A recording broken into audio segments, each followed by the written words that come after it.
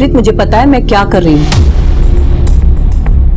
But ma'am, इतनी छोटी बात पे आप उन स्टूडेंट्स को। बात छोटी नहीं है, और भी वजह है। मैम, ऐसी कौन सी वजह है कि जो आप इतना एक्सट्रीम स्टेप ले रही है? No more questions.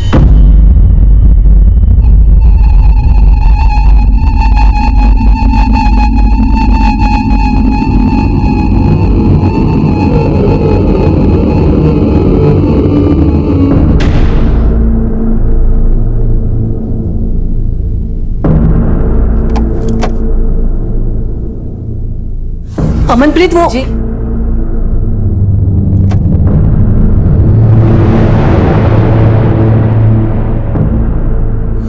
Rajesh, Rajesh, Rajesh.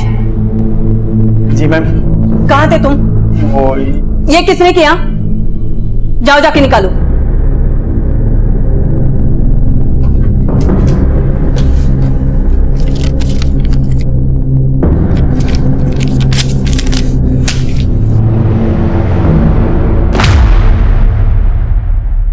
जिनके पास पावर होती है उन्हें अक्सर ये सब बर्दाश्त करना पड़ता है। हमेशा जरूरी नहीं होता कि हम अपनी सिस्टम, समाज और परिवार के हर कसौटी पे हमेशा खरा ही उतरे।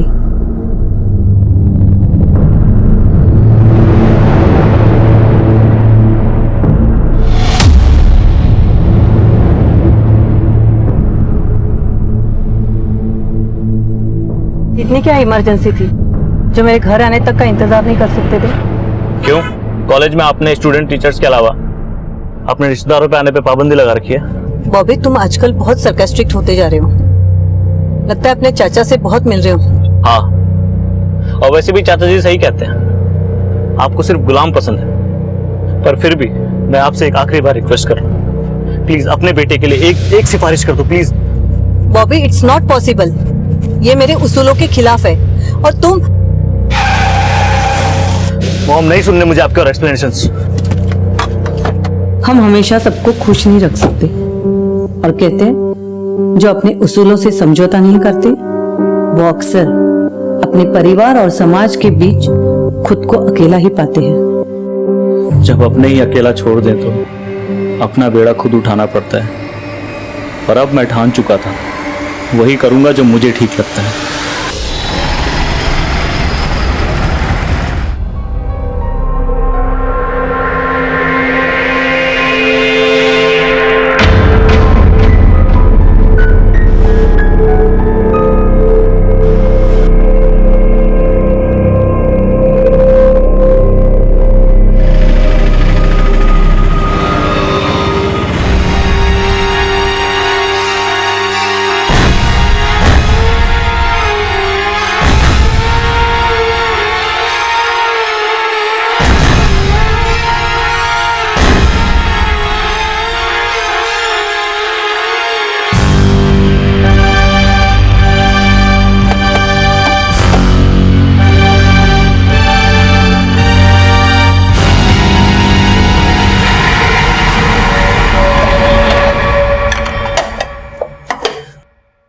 बॉबी अभी तक आया नहीं है।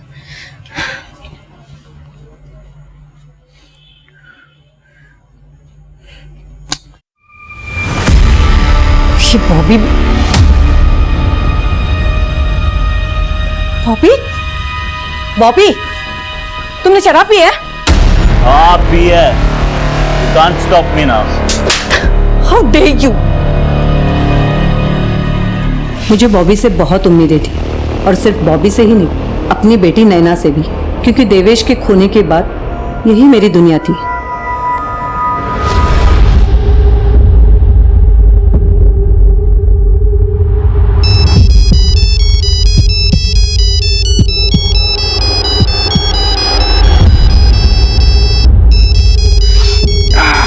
सुबह सुबह किसका फोन है? तुम्हारी ननन सुनीता का फोन है इस वक्त। हेलो।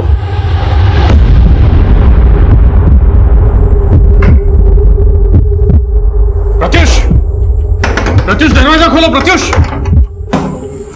क्या हो पापा? जल्दी से तैयार हो जाओ, पुलिस स्टेशन चलना है।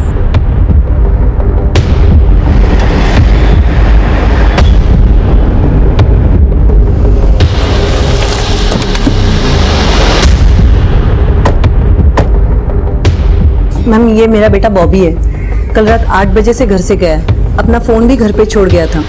अभी तक घर नहीं आया। कुछ बोल के गया था आपको? हो सकता है अपने दोस्तों के साथ कहीं गया हो। मैम उसके जितने दोस्तों को मैं जानती थी सबसे पता किया है, लेकिन कहीं उसका पता नहीं चल रहा। सुनीता जी, उसका किसी से कोई लड़ाई झगड़ा हुआ था?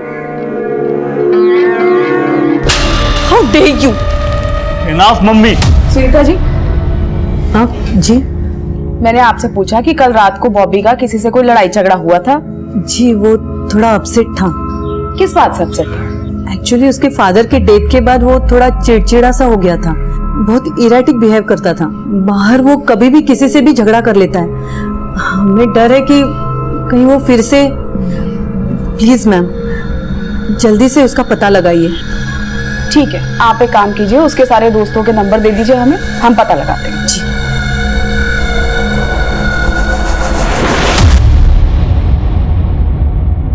सुरेंद्र एक काम करो, बॉबी का फोटो पेट्रोलिंग टीम को भेजो। हॉस्पिटल्स में भी पता लगाओ, उसके आस पड़ोस के लोगों से, उसके दोस्तों से पूछताछ करो। हो सकता है हमें कोई इन्फॉर्मेशन मिले। ठीक है मैम।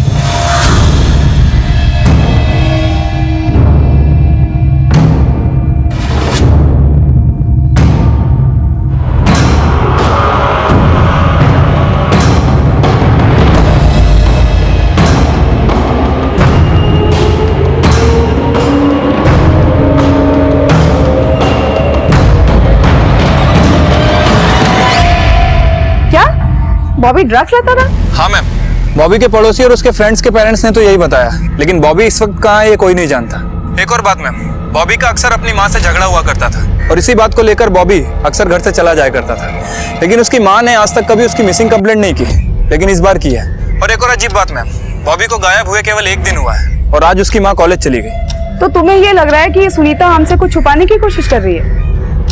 एक काम करो, ये बॉबी के साथ साथ सुनीता के भी कॉल रिकॉर्ड्स निकलवाओ। ठीक है मैम।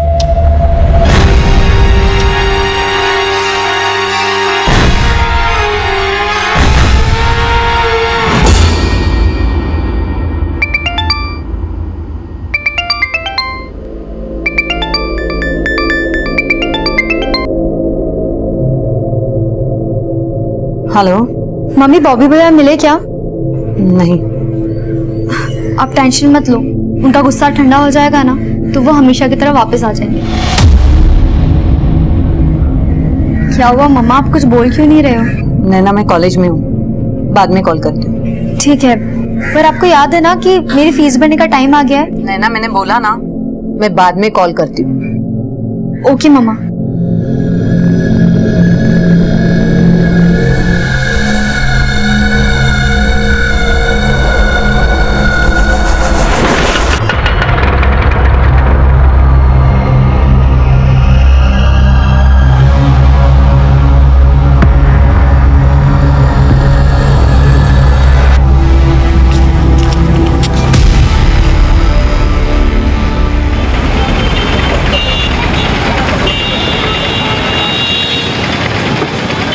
और पाजी क्या चल रहे हैं? सब बढ़िया बढ़िया।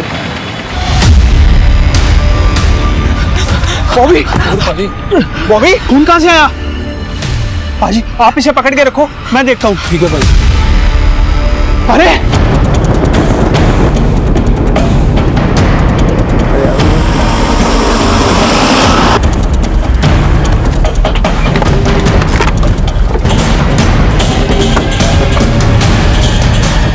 हटिए आप लोग, साइड होइए।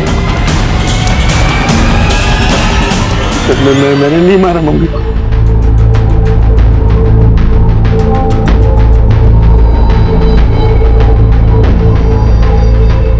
हम दोनों को गला काट के मारा गया। उठा भाटिया इसको। मैंने नहीं मारा। मैंने नहीं मारा मम्मी को। मैंने नहीं मारा मम्मी को। लेकिन तेरे पड़ोसी तो कोई और ही कहानी बता रहे कि तू यहाँ से भाग रहा था, उन्होंने देख लिया इसलिए तू यहाँ पे रुक गया, वरना तू तो 9 तो 11 हो जाता। नहीं मैम, मैं भाग नहीं रहा था। मैंने नहीं मारा मम्मी को। तूने नहीं मारा? और ये लड़की, इसको किसने मारा? कौन है ये? मैं नहीं जानता इसे। तू नहीं जानता तो तेरे घर में कहाँ से आ गई है?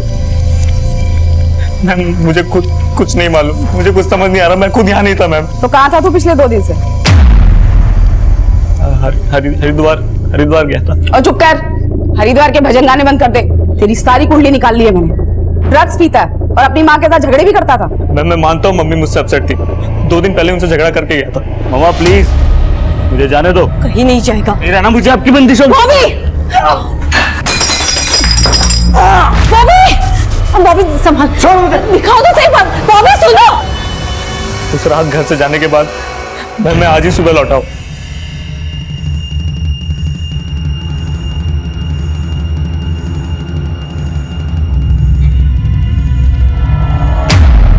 लौट के देखा तो घर का दरवाजा खुला हुआ था।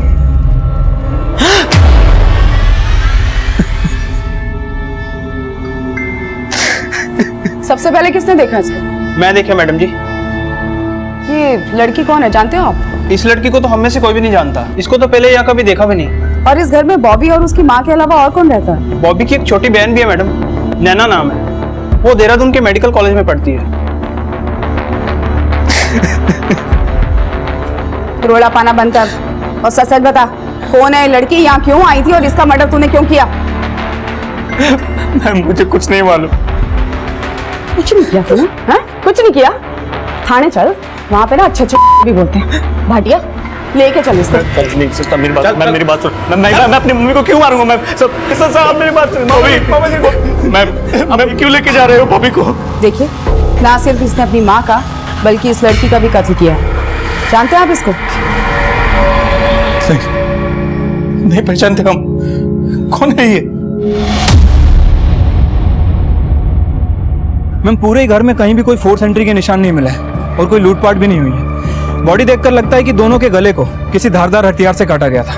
और मैम आसपास का खून भी ताजा नहीं था। ऐसा हो सकता है कि मर्डर कल रात को ही हुआ, लेकिन हमने पूरे घर में तलाशी ली, कहीं भी कोई मर्डर वेपन नहीं मिला। गल तो तेरी बिल्कुल ठीक है सुरेंद्र। हो सकता है कि ये बॉबी कल रात को ही कार में घुसा हो। कल रात को ही इसने अपनी माँ का मर्डर किया और मर्डर का वेपन या तो कहीं छुपा दिया या फेंक दिया। प्लान तो इसने अच्छा बनाया था, लेकिन कामयाब नहीं हुआ। लेकिन मैम बॉबी का तो अपनी माँ के साथ झगड़ा था और बॉबी की माँ की लाश के साथ साथ उस लड़की की लाश का मिलना मैम को समझ नहीं आ रहा है। वैसे सुनीता जी एकेबी कॉलेज के प्रिंसिपल थी, कहीं ऐसा तो नहीं कि जिस लड़की की लाश हमें मिली है वो भी उसी कॉलेज में पढ़ती हो?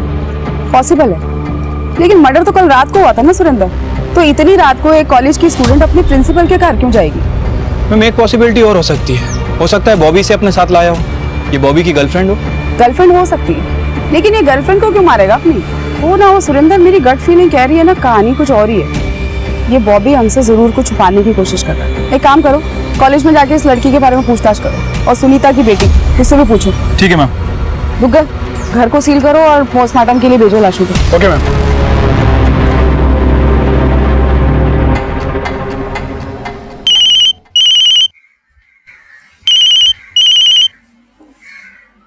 हेलो, नैना तुम जल्दी से होशियारपुर आ जाओ।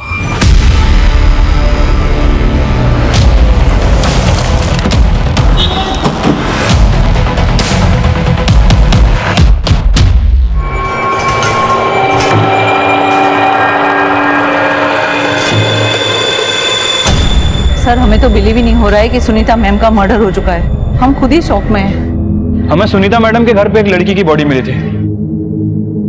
आप जानते हैं इस लड़की को? हाँ सर, ये तो गरिमा जैन है, इसी कॉलेज की स्टूडेंट है। लेकिन अगर ये इसी कॉलेज की स्टूडेंट है तो फिर सुनीता जी के घर पे क्या कर रही थी? सर वो तो पता नहीं। आइए सर, केबिन में बैठ के बात करते हैं।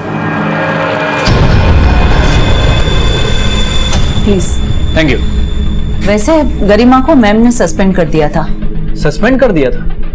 बट क्यों? इन 7 लड़कियों को तुरंत सस्पेंड करो और इनको बोलो अपने पेरेंट्स को बुलाएं। जब तक इनके पेरेंट्स नहीं आते इनके हॉस्टल से बाहर निकलने में पाबंदी लगा दो। लेकिन मैम इन्होंने ऐसा क्या किया है कि आप इन्हें सस्पेंड कर रही है? ये लड़कियां रोज लेट आती है। मैम इतनी छोटी सी बात के लिए आप? बात छोटी सी नहीं है, और भी वजह है। कैसी वजह जो आप ये एक्सट्रीम स्टेप ले रही है? नो मोर क्वेश्चंस, जैसा कहा है वैसा करिए। मैंने मैम के कहने पे ही उन सबको सस्पेंड किया था और मैम से मिलने के लिए बुला लिया था। आप सबने अपने अपने पेरेंट्स को इन्फॉर्म किया? प्लीज मैम, हम आगे से कभी ऐसे नो आर्ग्यूमेंट्स। आप सबने जो किया है वो मैं बिल्कुल बर्दाश्त नहीं कर सकती। और ध्यान रहे, जब तक आपके पेरेंट्स यहाँ नहीं आते हॉस्टल से कोई भी बाहर नहीं जाएगा। अंडरस्टैंड?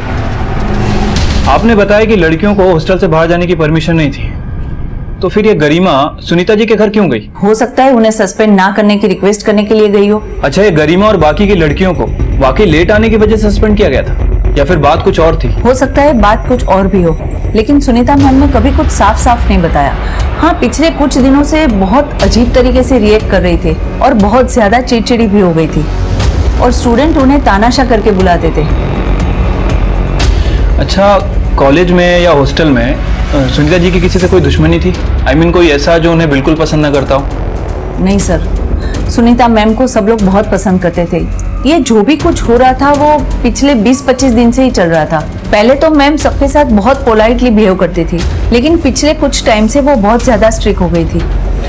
ठीक है, हमें गरिमा की फैमिली के बारे में सारी डिटेल्स चाहिए। और वो जो 6 लड़कियां जिन्हें सस्पेंड किया गया था, वो अभी कहाँ पे हैं? फिलहाल तो अभी हॉस्टल में है। हम उनके पेरेंट्स के आने की वेट कर रहे थे। ठीक है, हमें उसे मिलना है। एक बात और बताइए, जो सुनीता जी का बेटा है बॉबी, इसका गरिमा या कॉलेज में किसी और से भी बोलचाल थी? हाँ, वो कभी कभी कॉलेज आता था, पर मुझे ये नहीं पता कि उसकी किसी के साथ बातचीत थी या नहीं।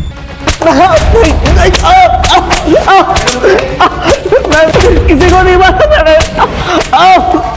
मैंने किसी को नहीं मारा, मैं सही कह रहा हूँ। मैं तो आज ही सुबह आया हरिद्वार से। ऐसा नहीं पकड़ा ना तूने। अगर एक काम कर, उसका नाश्ते से पेट नहीं भरना, उसको छक करा मक्खन मार के फिर उगलना इससे। नहीं, मैंने किसी को नहीं मारा।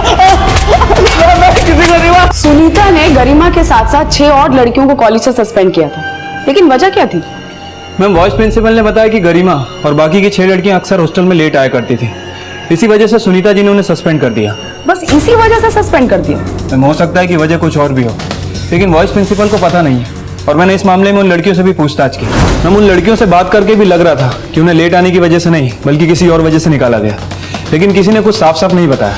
वो तो ठीक है सुरेंद्र, लेकिन इस वजह का गरिमा और सुनीता के मर्डर से क्या कनेक्शन हो सकता है? जबकि सुनीता ने गरिमा को कॉलेज से सस्पेंड किया था। यहाँ तक कि तुम ये कह रहे हो कि सुनीता ने गरिमा के हॉस्टल से बाहर निकलने पे भी पाबंदी लगाई हुई। मैडम जी, पाबंदी तो लगा रखी थी, लेकिन ये भी हो सकता है कि गरिमा सुनीता जी से चुपके मिलने गई हो। वैसे मैंने इस मामले में गरिमा के एक क्लोज फ्रेंड से बात की। उसने बताया कि गरिमा हॉस्टल के बाहर कोई पार्ट टाइम जॉब किया करती थी, शाम को 5 बजे से रात के 10 बजे तक। सर, गरिमा की फैमिली की फाइनेंशियल हालत कुछ ठीक नहीं थी, इसलिए वो पार्ट टाइम जॉब करती थी। हाँ, लेकिन गरिमा की तो हॉस्टल से बाहर जाने पे पाबंदी थी, फिर वो बाहर कैसे गई? सर, वो सब तो मुझे नहीं पता है। शायद वो मैम से माफी मांगने गई होगी कि वो उसे सस्पेंड ना करें। पार्ट टाइम जॉब 5 बजे से लेकर रात को 10 बजे तक? ऐसी कौन सी पार्ट टाइम जॉब करती थी जिसके बारे में किसी को जानकारी नहीं थी? पता नहीं मैम, वैसे मैंने गरिमा की मदर को बुला लिया है, वो भोपाल से आ रही हैं, हो सकता है कि उन्हें पता हो। मैडम जी, बॉबी और सुनीता जी की कॉल रिकॉर्ड्स हैं। ये बॉबी का नंबर 2 दिन बंद था। हाँ, उसकी माँ बता रही थी ना कि फोन कार पे छोड़ के गया था। वैसे पता चला था कहाँ वो 2 दिन? मैडम जी, पता लगवा रहा हूँ। वैसे सुनीता जी के मर्डर से पहले उन्हें आखिरी कॉल उनकी बेटी नैना ने किया था। नैना आगे हो देहरादून से? जी मैडम जी, मैंने उसको थाने बुलवा लिया है। नैना, तुम्हारी मम्मी के साथ साथ तुम्हारी मम्मी के कॉलेज की स्टूडेंट गरिमा का मर्डर भी तुम्हारे घर पे ही हुआ। क्या इस कुड़ी का तुम्हारे घर पे आना जाना था? नहीं मैम, मैं इस लड़की के बारे में कुछ नहीं जानती। हो सकता है ये बॉबी की गर्लफ्रेंड हो। मुझे नहीं लगता कि उनकी लाइफ में कोई लड़की थी, और मैं मानती हूँ कि बॉबी भैया मम्मा से अपसेट थे, लेकिन वो उन्हें कभी भी। लेकिन ऐसी क्या वजह थी कि वो अपसेट था? पापा एग्रीकल्चर डिपार्टमेंट में गवर्नमेंट ऑफिसर थे। पापा की डेथ के बाद बॉबी भैया ऐसा चाहते थे कि पापा की जगह उनको कंपनसेट अपॉइंटमेंट मिल जाए, लेकिन भैया ने कभी भी अपना ग्रेजुएशन कंप्लीट नहीं किया। भैया चाहते थे कि मम्मा उनकी जॉब के लिए सिफारिश करें, पर मम्मा के असूलों के खिलाफ थी ये सब चीजें। पर बॉबी भैया को ऐसा लगता था कि मम्मा उनकी जगह प्रत्युष भैया को जॉब लगवा देगी। ये सब बातें बॉबी के दिमाग में बॉबी के चाचा ने डाली हुई थी। जी हाँ मैम, मेरी खुद की मेडिकल की शॉप है। अब आप ही बताइए कि फूफा जी की जगह मुझे गवर्नमेंट जॉब कैसे मिल सकती है? बॉबी को गलतफहमी हो गई थी, और उसकी गलतफहमी गुस्से में बदल गई। नैना, तुम्हारी मम्मी की डेथ से पहले तुम्हारी आखिरी बार उनसे फोन पे कब बात हुई थी और क्या बात हुई थी? मेरी उनसे बात बॉबी भैया के बारे में ही हो रही थी। हाँ बोलो नैना। मम्मा, बॉबी भैया घर वापस आए क्या? मैं तेरे चाचा के घर आई हूँ, बाद में कॉल करती हूँ, ठीक है? मम्मी चाचा के घर पे कभी नहीं जाती थी, उनकी बोलचाल भी बंद थी। ऐसी कौन सी बात थी जो आपस में बनती नहीं थी उनकी? मैं बताता हूँ। क्या है कि मेरी बहन और उसके देवर के बीच में हमेशा से प्रॉपर्टी को लेकर झगड़ा चल रहा था। मेरी बहन और उसके हस्बैंड जिस घर में रहते थे, उनकी जो जमीन थी, सब पर वो अपना हक जता रहा था। जबकि वो पुश्तैनी प्रॉपर्टी नहीं थी मैम, वो मेरी बहन और उसके हस्बैंड ने अपनी मेहनत से बनाई हुई थी। तो आप ये कहना चाहते हैं कि सुनीता का मर्डर उसके देवर ने किया है? मैडम, मेरी बेटी ने किसी का क्या बिगाड़ा था जो उसकी जान ले ली? बहन जी शांत हो जाइए, हम पता लगाने की कोशिश कर रहे हैं, लेकिन हमें ये पता चला है कि गरिमा अपने कॉलेज के साथ साथ कोई पार्ट टाइम जॉब भी करती थी। हाँ मैडम, काफी साल से उसके पिताजी बिस्तर पे है, एक छोटा भाई भी है, वो पढ़ रहा है, इसी मजबूरी में वो जॉब कर रही थी। लेकिन वो जॉब कहाँ करती थी? ये तो उसने हमें नहीं बताया।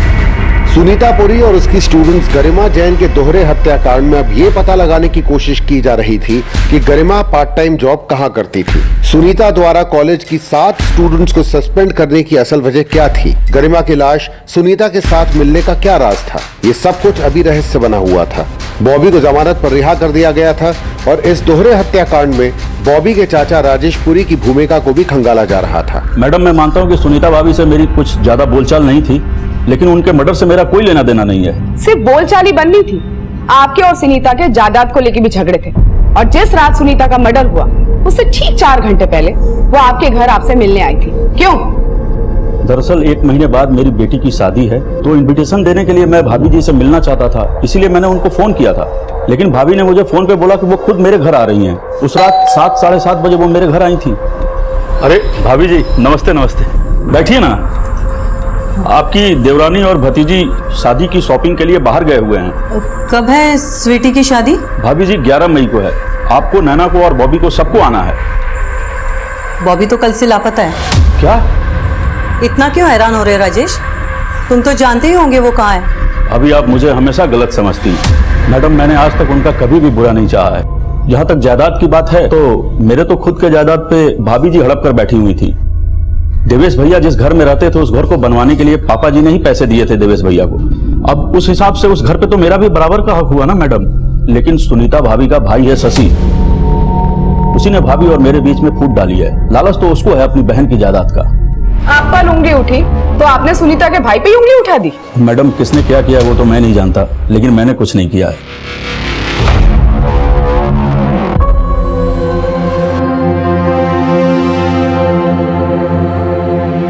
नैना, मैं इसको समझा समझा के थक गई हूँ, इसको रिहैब भेजना ही पड़ेगा। मम्मा, भैया की विल पावर बहुत स्ट्रांग है और इन्होंने मुझे प्रॉमिस किया है ये अब कभी ड्रग्स को हाथ नहीं लगाएंगे। प्रॉमिस तो ये मुझे भी बहुत दे चुका है। मुझे तो डर लगता है कि कहीं नशे के चक्कर में हम सबको ना बेच खाए।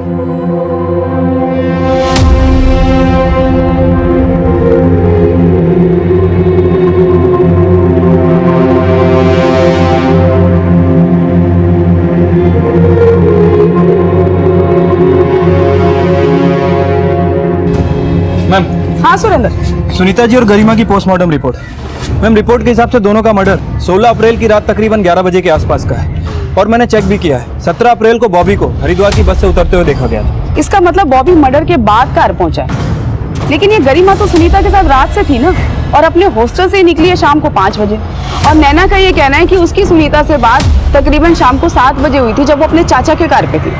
सुरेंद्र, अब पता हमको ये करना है कि शाम को 5 बजे से लेकर रात को 11 बजे तक ये दोनों कहाँ गई, और जब ये दोनों मिली तो इनके साथ कौन था?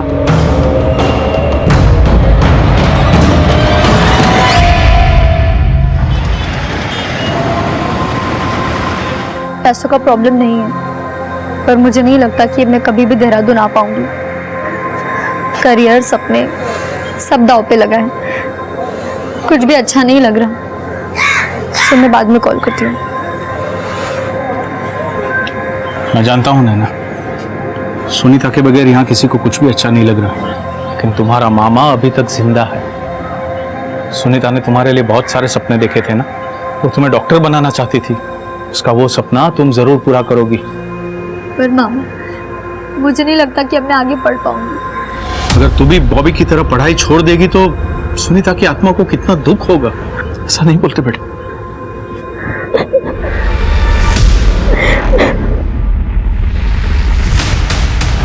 गुग्गल, ये सुनीता का देवर है ना, शक्ल से बड़ा चालाक लग रहा है। इस पर नजर रखो, और सुनीता के भाई और उसके फैमिली मेंबर्स को भी छोड़ना नहीं। सुनीता के मर्डर वाली रात इनकी जितनी एक्टिविटीज है ना, सबको अच्छे से चेक करो। Okay ma'am. मैम, हाँ सुरेंद्र। जिस रात सुनीता जी और गरिमा का मर्डर हुआ, गरिमा हॉस्टल से निकलने के बाद एक एरिया के सीसीटीवी फुटेज में कैप्चर हुई है। ये वहां का फुटेज है।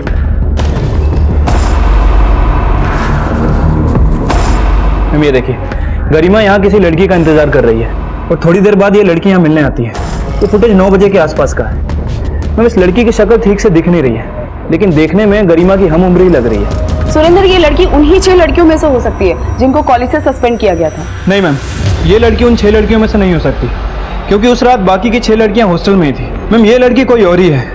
हो सकता है इस लड़की से मिलने के बाद गरिमा सुनीता जी के घर गई हो, या ये पॉसिबिलिटी भी हो सकती है कि इसी लड़की का कनेक्शन सुनीता जी और गरिमा के मर्डर से हो। वो तो ठीक है सुरेंद्र, लेकिन आखिर ये लड़की है कौन?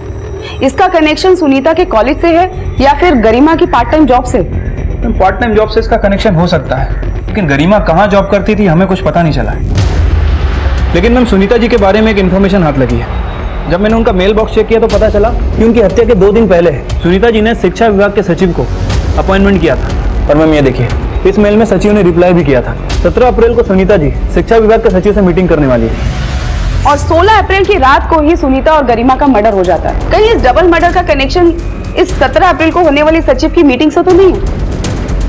आखिर ऐसी कौन सी वजह होगी जो सुनीता शिक्षा विभाग के सचिव से मिलना चाहती थी? मैंने इस मामले में कॉलेज की वाइस प्रिंसिपल से भी बात की है। उन्हें इस मीटिंग के बारे में कुछ नहीं पता। हो सकता है कि सुनीता उनको कुछ बताना ही नहीं चाहती हो, या ये भी हो सकता है कि वो लोग हमसे कुछ छुपाने की कोशिश कर रहे हो। सुरेंद्र, एक काम करो, सुनीता के कैबिन को अच्छे से चेक करो। हो सकता है हमें वहां पे कोई ऐसा डॉक्यूमेंट मिले जिससे कि इस कहानी की असल वजह पता चले। तब तक मैं शिक्षा विभाग के सचिव से बात करने की कोशिश करती हूँ और ये जानने की कोशिश करती हूँ कि आखिर ऐसी कौन सी वजह थी जो सुनीता शिक्षा विभाग के सचिव से मिलना चाहती थी। ठीक है मैम।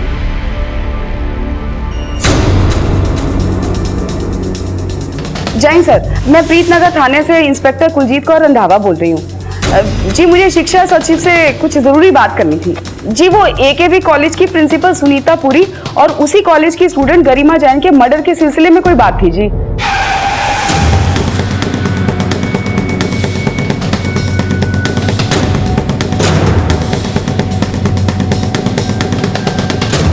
दुग्गल, ये सर।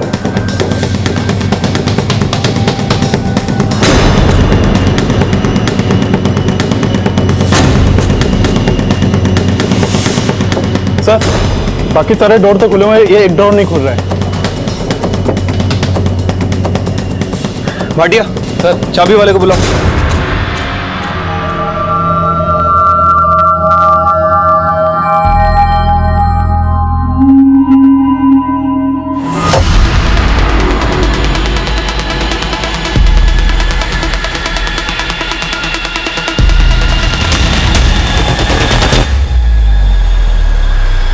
Spy cam?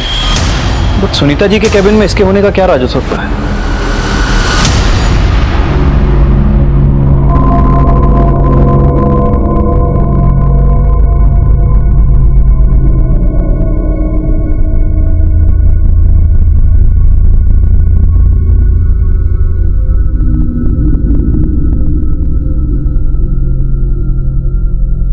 मम्मा आपको बोलती रही नशा मत करो मत करो। आपने तो उनकी कसम भी खाई थी ना कि नशा नहीं करोगे, फिर भी कसम तोड़ दी। मैंने उनकी कसम तोड़ी, तभी तो वो हमें छोड़ के चले गई। I'm sorry नैना, मुझे उन्हें अकेले छोड़ के जाना नहीं चाहिए था। अगर मैं वहां होता तो। भैया, मैं नहीं जानती सच क्या है, लेकिन जिसने भी मम्मा को मारा है ना, मैं उसे कभी माफ नहीं करूंगी।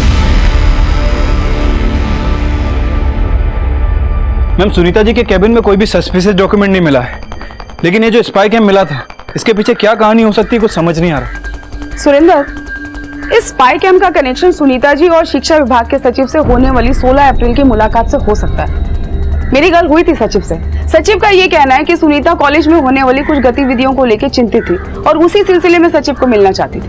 मैम, हो सकता है कि सुनीता जी कॉलेज से जुड़ा हुआ कोई ऐसा राज जानती हो जो उनके मर्डर का कारण बना हो। सुरेंद्र, कहीं ऐसा तो नहीं कि इस स्पाई कैम का इस्तेमाल उन गतिविधियों को रिकॉर्ड करने के लिए किया गया हो जिसको लेकर सुनीता सचिव से मिलना चाहती थी? लेकिन मैम, हमें सुनीता जी के ऑफिस में कोई भी रिकॉर्डेड फुटेज नहीं मिली है। या एक पॉसिबिलिटी ये भी हो सकती है कि उन फुटेज को सुनीता जी के मर्डर के बाद गायब कर दिया गया। मुझे लगता है कि उसके कार को एक बार दोबारा सर्च करना चाहिए। हो सकता है हमने कुछ मिस कर दिया। ठीक है मैम।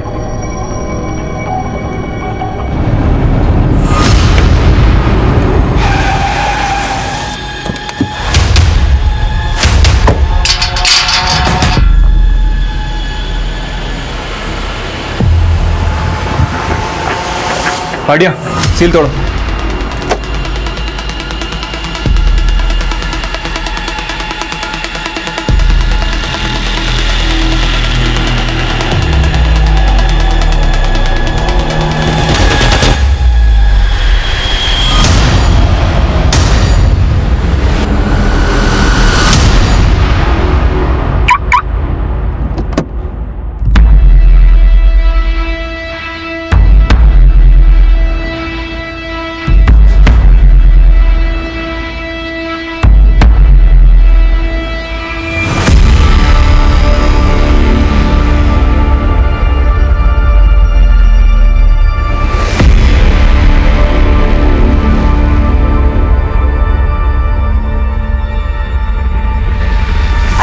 मत लो, ऐसी थोड़ी किसी के पास भेज देंगे तुम्हें। पढ़े लिखे खानदानी लोगों से डील करते हैं हम। बट मैम पैसा कितना मिलेगा? इसका मतलब ये स्टिंग ऑपरेशन एक लड़की ने किया?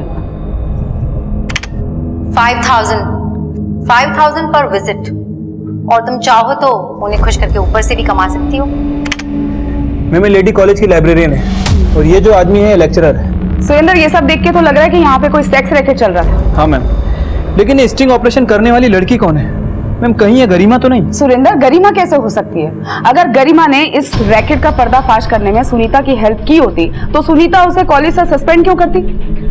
मैम, गरिमा की हत्या वाली रात गरिमा को एक लड़की के साथ देखा गया था। कहीं ऐसा तो नहीं कि स्टिंग ऑपरेशन करने वाली लड़की वही हो? वो लड़की कोई भी हो सुरेंद्र, लेकिन एक बात है कि इस लाइब्रेरियन और लेक्चरर के साथ साथ शायद इस कॉलेज की वाइस प्रिंसिपल अमनप्रीत भी इन्वॉल्व है। हो ना हो, इन तीनों ने मिलकर ही सुनीता को मारा होगा। इससे पहले कि सुनीता शिक्षा विभाग के सचिव से मिल पाती, सुनीता को मार दिया गया और साथ में मारी गई गरिमा। सुरेंद्र, एक काम करो, इस लाइब्रेरियन, लेक्चरर और वाइस प्रिंसिपल तीनों के अरेस्ट वारंट लिखवाओ। ठीक है मैम।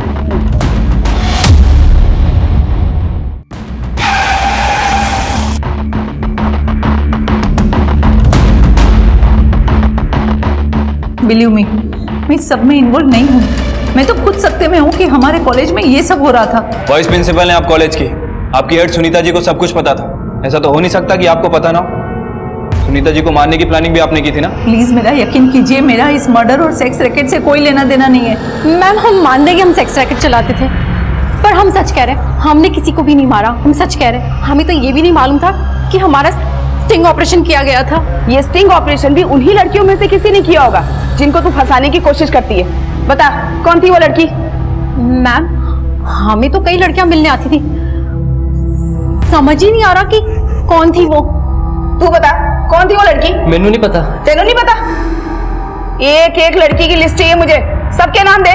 मैम बताती हूँ। कॉलेज के लाइब्रेरियन और लेक्चरर द्वारा उन स्टूडेंट्स के नाम दिए गए थे जो सेक्स रैकेट का हिस्सा थी और इनमें गरिमा भी एक विक्टिम थी। पर इस सेक्स रैकेट में वाइस प्रिंसिपल अमनप्रीत की भागीदारी के संकेत सामने नहीं आए थे, लेकिन इस घटना के बाद उसे निलंबित कर दिया गया था और इस रैकेट से जुड़े कई स्टूडेंट्स, टीचर्स और मैनेजमेंट के लोगों को गिरफ्तार किया गया था। सुनीता पुरी जिस सेक्स रैकेट का भांडाफोड़ करने वाली थी, उस रैकेट को चलाने वालों को अब सुनीता और गरिमा का हत्यारा समझा जा रहा था। हमें ये तो पता चल गया कि ये लोग सेक्स रैकेट में इन्वॉल्व हैं, लेकिन गरिमा और सुनीता के मर्डर चार्जेस के लिए हमें थोड़े और सबूत इकट्ठे करने होंगे और इसमें हमारी मदद वो स्टिंग ऑपरेशन वाली लड़की कर सकती है। लेकिन मैम, वो लड़की कौन है? सुनीता के कॉल रिकॉर्ड से उसके बारे में कुछ पता नहीं चला है और ना ही उस लड़की के बारे में जिसे गरिमा के मर्डर वाले दिन गरिमा के साथ देखा गया था। मैम, हो सकता है कि उस लड़की का भी मर्डर हो गया हो सकता है सुरेंद्र, लेकिन ये भी तो हो सकता है ना कि इन लोगों की गिरफ्तारी के बाद वो लड़की हमको कांटेक्ट करने की कोशिश करे। कुछ भी करके हमको उस लड़की को ढूंढना है। और हाँ, सेक्स रैकेट से जुड़े जितने भी लोग हैं सबके कॉल रिकॉर्ड्स, एक्टिविटीज अच्छे से चेक करो। हो सकता है कि उन्होंने किसी सुपारी किलर से ये काम करवाया हो। हमें हर पॉसिबिलिटी को खंगालना होगा। पुलिस उस सेक्स रैकेट से जुड़े लोगों के साथ साथ गरिमा और सुनीता से जुड़े हर इंसान को खंगाल रही थी, लेकिन स्टिंग ऑपरेशन करने वाली वो लड़की कौन होगी, ये अब भी रहस्य बना हुआ था।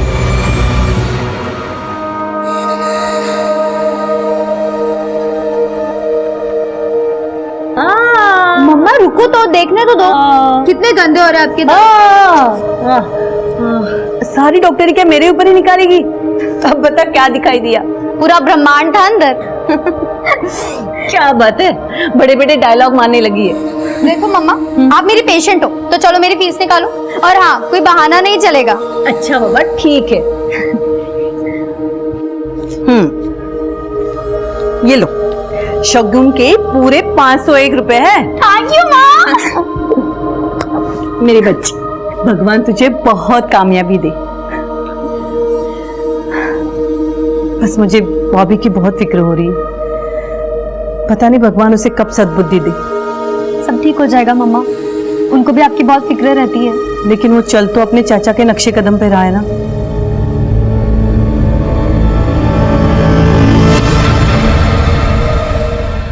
मैम, हाँ सुरेंद्र। मैंने सेक्स रैकेट से जुड़े सभी लोगों को अच्छे से खंगाला। मैम, उन सभी के पास सुनीता जी को मारने का मोटिव तो है, लेकिन किसी के खिलाफ कुछ मिला नहीं है। मैम, सभी के कॉल रिकॉर्ड चेक किए, सभी की एक्टिविटीज को चेक किया, लेकिन ऐसी कोई लीड हाथ नहीं लगी है जिससे प्रूफ हो सके कि जिस रात सुनीता जी का मर्डर हुआ इनमें से कोई आसपास था, और ऐसा कोई बंदा भी नहीं मिला जिसे इन लोगों ने हायर किया था। सुरेंद्र, गरिमा की पर्सनल लाइफ में उसका मर्डर करने वाले का हमें कोई मोटिव नहीं मिला, लेकिन एक बात तय है। मैम, हो सकता है मैम बॉबी, उसका चाचा और उसका मामा, इन तीनों के खिलाफ हमें कुछ मिला नहीं है। मैम, मुझे लग रहा है कि इस डबल मर्डर का कनेक्शन कहीं ना कहीं उस सेक्स रैकेट से है। मैम, वो बात अलग है कि अभी तक सेक्स रैकेट के बारे में हमें पूरी इन्फॉर्मेशन नहीं मिली है, और ना ही उस लड़की के बारे में पता चला है जिसने वो स्टिंग ऑपरेशन किया था। सुरेंद्र, कातिल कितना ही शातिर क्यों ना हो, कोई ना कोई सुराग तो जरूर छोड़ देता है। एक काम करते हैं, सब कुछ फिर से रिविजिट करते हैं, शायद हमसे कुछ मिस हुआ।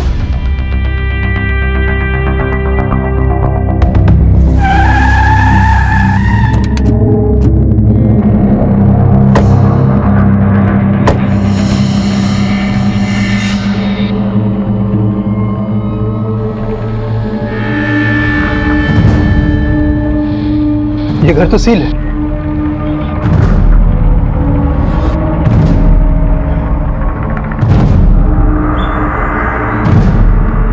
भाई साहब सुनना। जी सर। ये सुनीतापुरी का घर है ना? जी सर। तो इसका घर सील क्यों? सर, सुनीता जी का कुछ टाइम पहले मर्डर हो चुका है। मर्डर? मैडम, ये सुनीतापुरी का अरेस्ट वारंट है। मैं जब उसे अरेस्ट करने के लिए गया था तो पता चला उनका मर्डर हो चुका है। अरेस्ट करने? लेकिन किस जुर्म में सुनीता को अरेस्ट करना चाहते थे आप?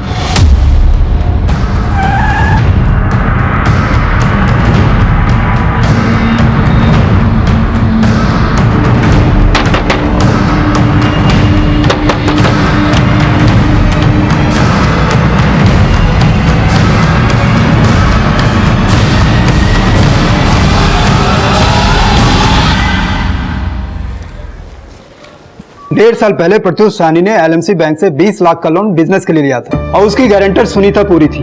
3 ईएमआई भरने के बाद प्रत्युष ने ईएमआई भरना बंद कर दिया और बैंक वालों ने केस कर दिया। कोर्ट ने सुनीतापुरी को हाजिर होने के लिए कई बार सम्मन जारी किया, लेकिन वो आ ही नहीं रही थी, इसलिए अदालत की अवहेलना करने के जुर्म में उनका अरेस्ट वारंट निकाला गया।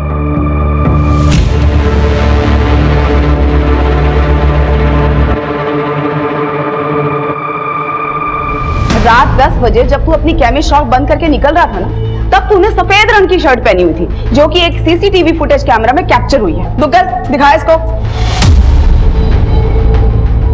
और रात 12 बजे जब तू अपने घर की ओर लौट रहा था, तब तूने गुलाबी रंग की टी शर्ट पहनी हुई थी, जो दूसरे सीसीटीवी कैमरा में कैप्चर हुई है। चला पता कि तूने सुनीता को क्यों मारा। मैं बैंक का लोन ना चुकाने की वजह से बैंक वाले बार बार बुआ को कॉल करके परेशान कर रहे थे, और मेरी शॉप भी लॉस में जा रही थी। लेकिन मैं फाइनेंशियल क्राइसिस से गुजर रहा था, और 6 ईएमआई लगातार बाउंस होने की वजह से बैंक वालों ने मुझ पर केस कर दिया, और बुआ ने भी मुझसे बात करना बंद कर दिया। लेकिन जब बॉबी गायब हुआ तो बुआ ने पापा और मुझसे आके हेल्प मांगी। उसी रात मैंने सोचा कि मैं इन्हें सिंपैथी दिखाकर फिर से कुछ पैसे की हेल्प मांग सकता हूँ। प्रत्युष, तुम इस वक्त? बुआ जी, पापा कह रहे थे कि आप घर पे अकेले हैं तो आपसे मिले हूँ। बॉबी का कुछ पता चला? नहीं। बुआ जी, मुझे तो लगता है कि उसके चाचा जी ने आपको परेशान करने के लिए उसे गायब किया है। बुआ जी, मैं जानता हूँ कि ये वक्त सही नहीं है ये सब बातें करने का, लेकिन मैं यहाँ लोन के बारे में ही बात करने आया था। वैसे मैंने कुछ पैसों का इंतजाम कर लिया है, सिर्फ 50,000 रुपये कम पड़ रहे हैं। अगर आप कुछ हेल्प कर सके तो। तेरे पापा ने तुझे मेरा हाल पूछने भेजा या फिर से उधारी मांगने के लिए? नहीं बुआ जी, पापा तो। बस कान खोल के सुन लो, तुम्हारी वजह से बैंक वालों ने एक भी पैसा मेरे अकाउंट से काटा तो मैं तुझे छोड़ूंगी नहीं। क्या कर लेगी तू? तेरी हिम्मत कैसे हुई मुझसे ऐसे चिल्लाने की? तूने मुझ में हाथ उठाया? मैंने बॉबी की शर्ट पहनी और अपनी शर्ट और चाकू एक बैग में रख लिए और नाले में फेंक दिए। लानत है तेरे जैसे एहसान फरामोश पे।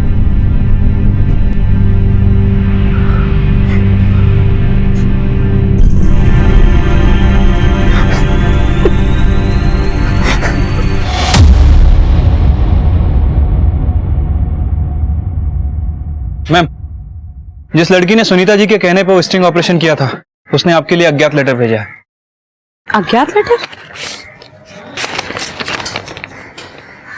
महोदया, मैं बहुत आभारी हूँ कि आपने उस सेक्स रैकेट का भांडाफोड़ किया जिसके लिए मैं और सुनीता मैम कोशिश कर रहे थे। मैं गरिमा को भी अच्छे से जानती थी। उसे बहुत पछतावा था कि वो मैम से मिलकर माफी मांगना चाहती थी और हमारे कहने पर गवाह बनने को भी तैयार थी। मेरे ही कहने पर सुनीता मैम ने उसको उस रात मिलने के लिए बुलाया था, लेकिन मैम के साथ उसका भी मर्डर हो गया।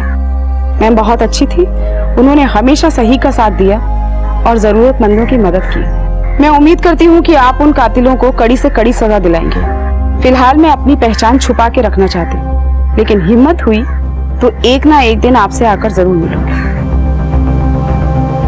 समाज में नैतिकता, सभ्यता और अनुशासन को हमेशा ऊंचा स्थान दिया जाता है, लेकिन आज के दौर में इंसानी दिल इतने तंगहाल हो गए हैं कि अपनी जरूरतों के अलावा हमें अंदर कोई हिस्सा खाली ही नहीं दिखता। और ये स्तर तब और भी गिर जाता है जब अपने मददगार को झूठा धन्यवाद देना तो दूर, कई लोग उससे उसके प्राण तक छीन लेते हैं।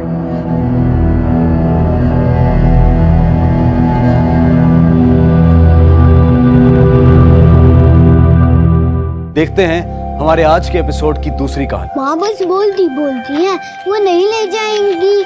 मेरा मेले जाने का जी कर रहा है।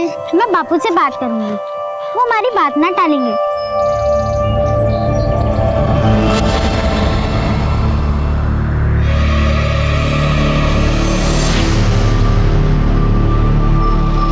जुगनी,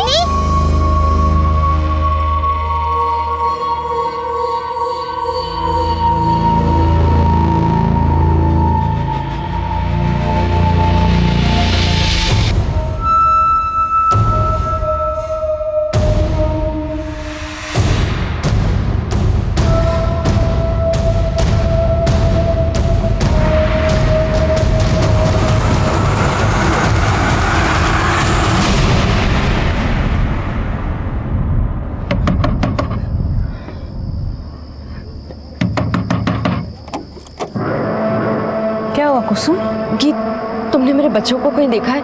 नहीं, मैंने नहीं देखे। क्यों, क्या हो गया? वो कहीं मिल नहीं रहे हैं।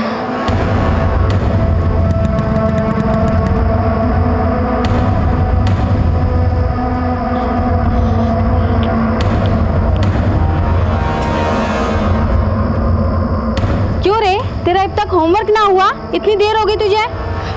रेखा भाभी, आपने मेरे बच्चों को देखा है क्या? अरे हमसे तो अपने ही बालक ना संभलते, किसी और के बालकों को क्या देखेंगे?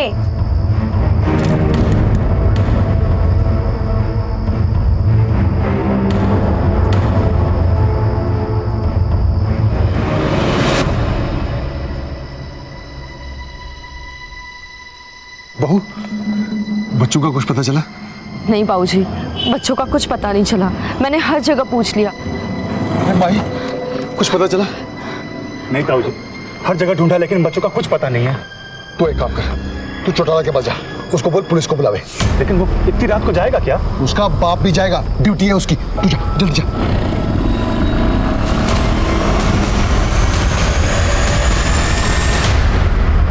जॉन सर, ओहो, खाना, डिनर टाइम। आज भाभी जी ने क्या भेजा है?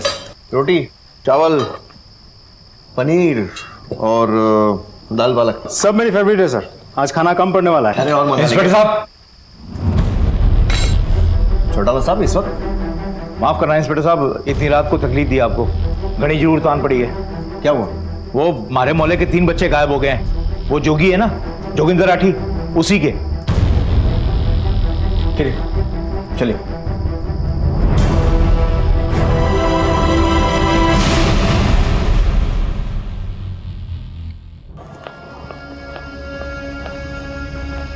भैया, भैया, वो भाभी बहुत परेशान है भैया। गणी भाभी की वकालत ना करे। क्या हो गया? सॉरी बापू, रुक जा। बच्चे कहाँ है मेरे? बच्चे कहाँ है मेरे? साली अच्छी बीवी तो बन नहीं पाई, अच्छी माँ तो बन जाती। कहाँ गई थी? सिनेमा देखने गई थी या मोहल्ले में बैठ के गपशप कर रही थी? कहाँ है बच्चे मेरे? अरे क्या कर रहा है छोरे? हैं? रहने दे बापू, बीच में ना आवे। आज खाल खींचूं इसकी मैं।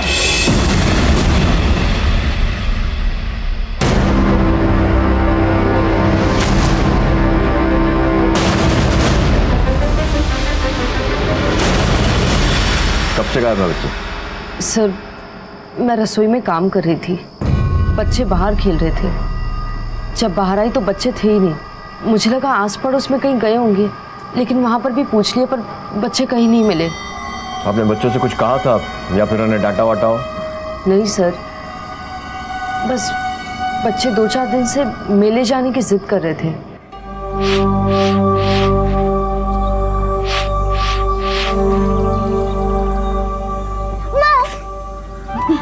नहीं, ये मेरी माँ है। क्या बात है?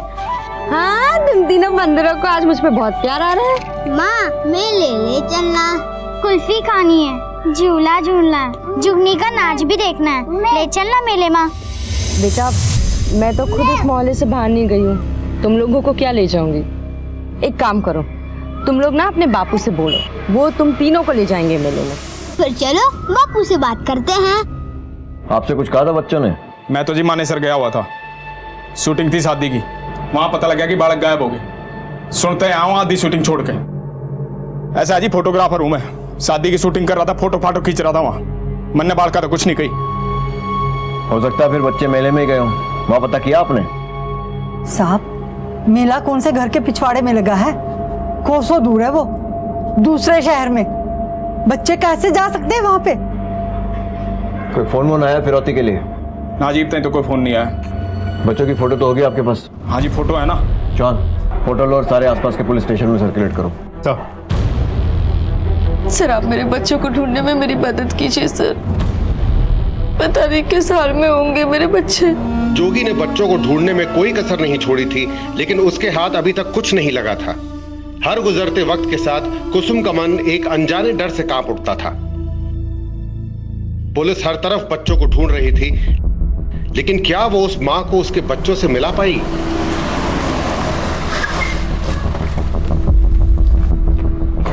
सब वो मेरे बालका का कुछ पता चला? आपके पास कोई फिरौती के लिए कॉल वॉल आया? नहीं, तो कोई फोन नहीं आया। किसी से कोई झगड़ा या फिर कोई दुश्मनी? दुश्मनी तो साहब एक के साथ है।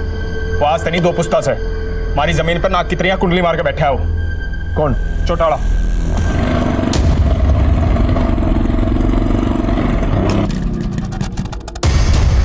अरे ओ चौटाला, क्या कर रहा हो? हमारी जमीन है या? यो जमीन का केस कोर्ट में चल रहा है। जो तू जीत गया तो ये जमीन भी थारी और ये वहमशाला भी थारा, लेकिन उससे पहले जो अगर एक कदम भी रखा ना तो टांगे तोड़ दूंगा, समझा? सारा चौधरी चौटाला नहीं तुम्हारे बच्चों के गायब होने की रिपोर्ट लिखाई थी ना? साहब हाथी के दांत हैं उसके, खान के और दुनिया तो दिखान के और। झूठ बोल रहा है, साले का दिमाग खराब हो गया है। मन ने अगर जमीन ताकत से हथेनी होती ना तो साले के हाथ पैर तोड़वा के ले लेता। ना मर्द नहीं हूं मैं जो बच्चों को बीच में लाऊंगा। चौटाला साहब, कल कहां थे आप? आप मारे पे शक कर रहे हो इंस्पेक्टर साहब? मैं बस अपना काम कर रहा हूं। कहां थे? पार्टी ऑफिस में। अब चलूं, मैंने घड़ा काम से।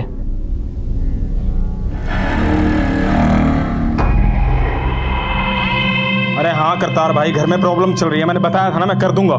थोड़ा टाइम दो मेरे को। क्या हुआ? पता चला कुछ बच्चों का? कह रहे हैं बताएंगे।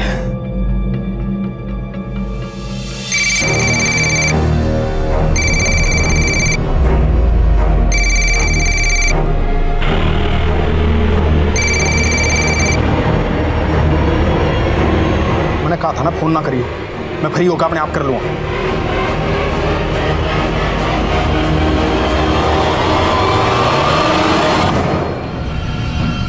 भाभी, अरे भाभी ये क्या कर रही हो? ऐसे तो आग लग जानी है घर में। सुबह से ताऊ जी और ताई जी ने भी कुछ नहीं खाया है। आओ अब चलो हमारे साथ, मैं आपके लिए छाछ लाया हूं। बाहर चलो।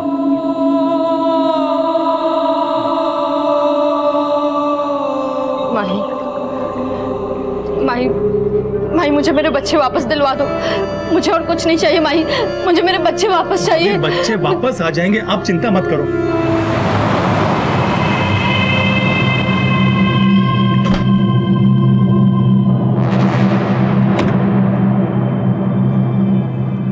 हाँ कुसुम, तू फिक्र मत कर, तेरे बच्चे तुझे जरूर मिल जाएंगे।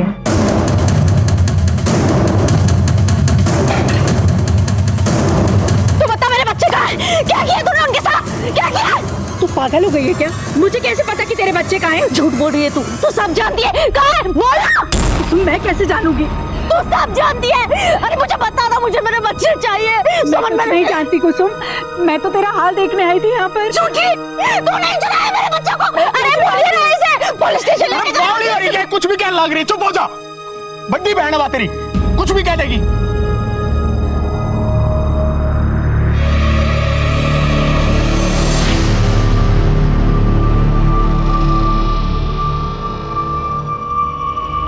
ना घनी लाडली हो रही है ना थारी, समझा लो इसने।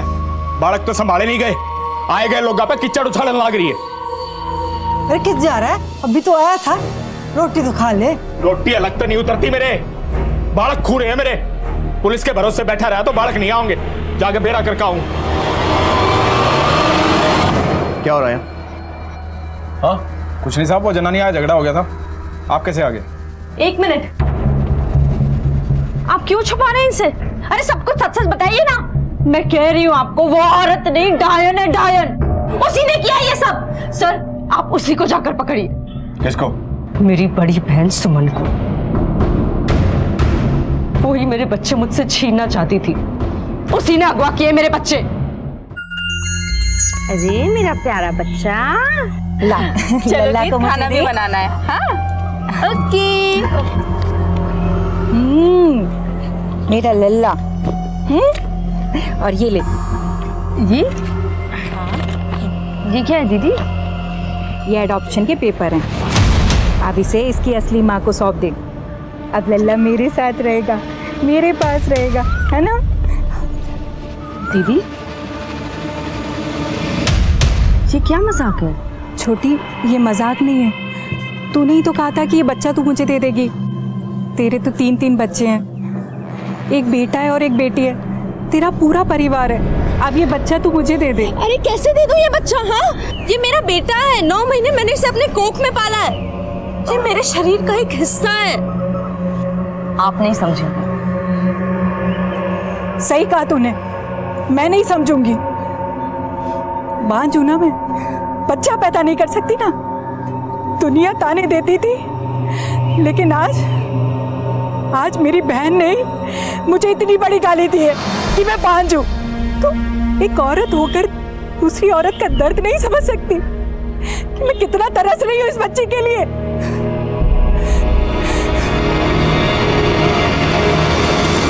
आपको पूरा यकीन है कि आपकी बहन सुमन ने आपके बच्चे चुराए? जी सर, आप मेरे बच्चे मुझे ढूंढने में मदद कीजिए। मैं आपके सामने हाथ जोड़ती हूँ।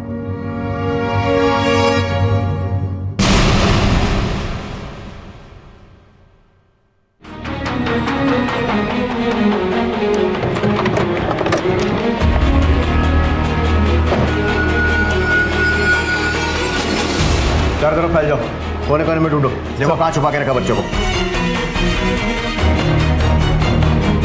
सुमन आप है? जी।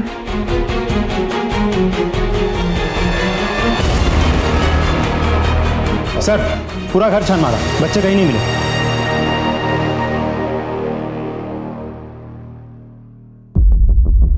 चार साल से उसकी चौखट पर कदम नहीं रखा सर मैंने। जब पता चला कि उसके बच्चे अगवा हो गए हैं और वो परेशान है तो सोचा कि सगी बहन है और जाकर थोड़ा हौसला दे आऊं। पर वो तो मुझे ही आंखें दिखाने लगी। अब सही में उसका बच्चा लेना चाहती थी? हाँ साहब, मैं झूठ नहीं बोलती, लेकिन इसमें कुसुम की भी हाँ थी। कुसुम एक बात तो बता, ये जोगी को क्या खिलाती है तू, जो उसे सबर ही नहीं होता? एक के बाद एक लाइन लगा रखी है उसने। क्या दीदी, तुम भी? अच्छा सुन, ये बच्चा जब आएगा ना तो ये बच्चा मुझे दे दे, चाहे बेटा हो या बेटी, कोई फर्क नहीं पड़ता। बस ये बच्चा मुझे दे दे, तेरी बहन की भी गोद हरी हो जाएगी। दीदी, भगवान ने चाहा तो तेरी गोद जरूर हरी होगी। कुसुम ने ऐसे ही बोल दिया और आप लोगों ने सच मान लिया कि वो अपना बच्चा आपको दे देगी, और जब उसने मना कर दिया तो उसके बच्चों को किडनैप कर लिया। कैसी बातें कर रहे हैं आप साहब? उसने मेरे साथ वादा खिलाफी की है। मेरे हिसाब से तो खाली गलतफहमी थी। क्या कल दिन भर कहाँ थी आप? जी मेरे साथ थी। कल हम एक रिश्तेदार के वहाँ शादी में गए थे।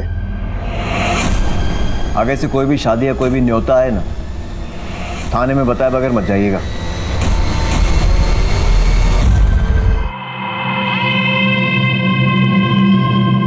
क्या लगता है चौहान? सर ये केस इतना भी सीधा नहीं है जितना हमें दिख रहा है। बच्चों की किडनैपिंग का मोटिव, फिर फिरौती के लिए कोई कॉल ना आना, तो कुछ समझ में नहीं आ रहा, बहुत उलझा हुआ है। ऊपर से अडॉप्शन का मामला भी 3-4 साल पुराना। मतलब सुमन ने बच्चों को अगवा नहीं किया? मां बनना हर औरत की इच्छा होती है, सुमन की भी रही होगी। कई बार ऐसी इच्छाएं जो पूरी नहीं हो पाती इंसान को अपराधी बनने पर मजबूर कर देती हैं। अपनी बहन से हुई गलतफहमी को उसने धोखा माना, वादा खिलाफी, ऐसे ही बोला था ना। चौहान, इस सुमन के बारे में पता करो, पता नहीं बच्चे किस हाल में हो। सर मैंने पूरी इंक्वायरी की, चौटाला सही बोल रहा था। जिस दिन बच्चे गायब हुए थे वो अपने घर और ऑफिस में ही था। हो सकता है उसने अपने किसी आदमी से करवाया होगा। कुसुम की बहन सुमन का क्या हुआ? सर सुमन झूठ बोल रही है। मैंने आसपास पूछताछ की, वो किसी शादी में नहीं गई थी, घर पर ही थी।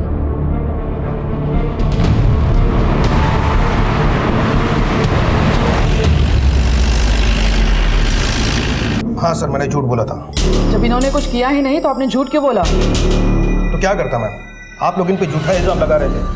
अभी उस वक्त मेरे दिमाग में जो भी आया मैंने बोल दिया कि रिश्तेदार के वहाँ शादी में गए थे।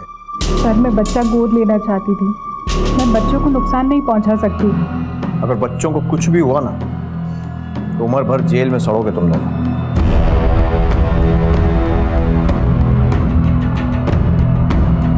सुमन, ये मामला बहुत ही गंभीर होते जा रहा है। तुम एक काम करो, तुम आराम करो, मैं अपने वकील से मिल के आता हूँ। क्या पता कब जरूरत पड़ जाए उसको।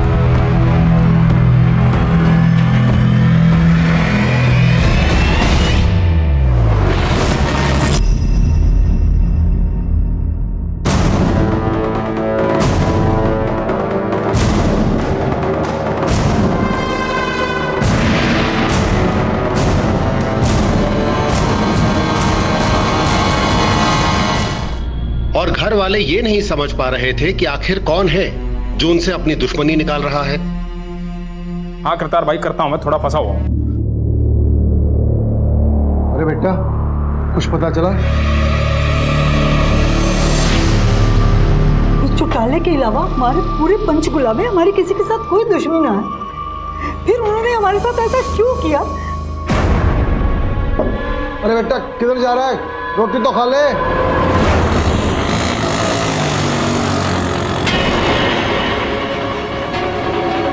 अरे माम तो डाल। हाँ गया होना बात।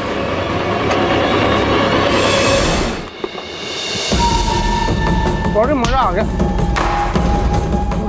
जोगी भाई, अरे हुआ क्या? भाई मेरी जोगी, क्या हो रहा है? सब इसने उठाया मेरे बालक। ये क्या उठाएगा तुम्हारे बच्चों को? सब नौकरी से निकाल दिया था, मेरे स्टूडियो में गंद फैला रहा था। बहुत सही। हाँ हाँ, बालों में हाथ फिरा। बहुत सही, बहुत बढ़िया। अरे सड़े हो क्या चल रहा है? अरे क्या चल रहा है भाई? मेरी बात सुनो। साले आज के बाद स्टूडियो के आसपास मत दिखिए, न जीत मार दूंगा। चल साहब, मैं तुमने उठाया इसके बच्चों को? नहीं साहब, मेरा यकीन करो, मैं सिर्फ फिल्म बना रहा था। और फिल्म बनाना हम तुझे सिखाएंगे। जॉन, लॉकअप में ले जाकर इसको इतना तोड़ो जब तक ये उगल नहीं देता है कि बच्चे कहाँ हैं। चल, मैंने कुछ नहीं, मेरा यकीन करो साहब।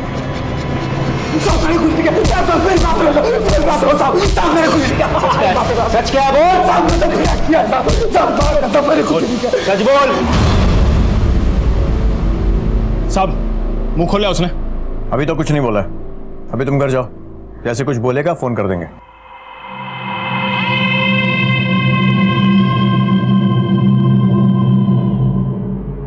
ताई जी के लिए दवाई लेके आ और बहुत जल्दी आना। अरे बेटा कहाँ गया था? बच्चों का कुछ पता चला? ना बाबूजी, पर मेरा चल जाएगा। हाँ करतार भाई। अरे जोगी भाई मेरी बात तो सुनो। हाँ, आपका तो बिजनेस खराब हो रहा होगा ना। हद होगी, आपने किसी की मजबूरी तो कोई लेना देना नहीं। मेरे भाई मैंने अनाज के लिए मंडी से पैसे एडवांस ले लिए हैं। अरे भाई मुझे अच्छा काम करो, मुझे चाबी दे दो, मैं गोदाम जाकर खुद अनाज ले लेता हूँ। हाँ, रात ना आके एक गोदाम की चाबी ले जाइए मेरे को।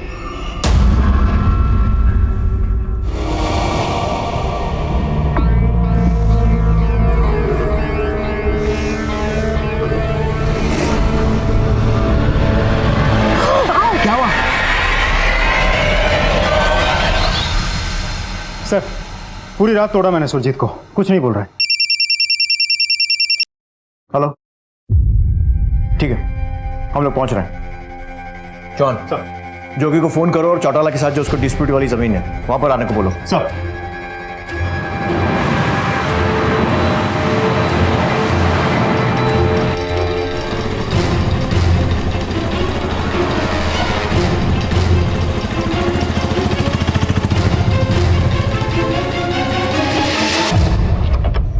हाँ साहब, सुबह सुबह क्यों कर बुलाया? साहब ऐसा है, बहुत परेशान हो लिया हूं मैं। ये बताओ मेरे बच्चे का।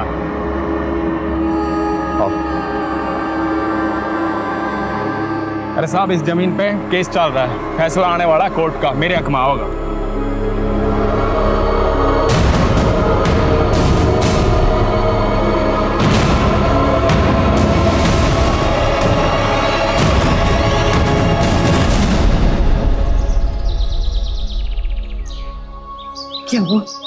क्या हुआ बच्चों का?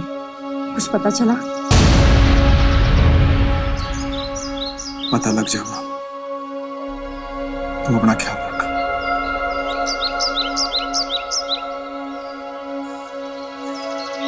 तू कित जा। माता रानी के मंदिर चल रही, बच्चों के लिए मेहनत मांगना।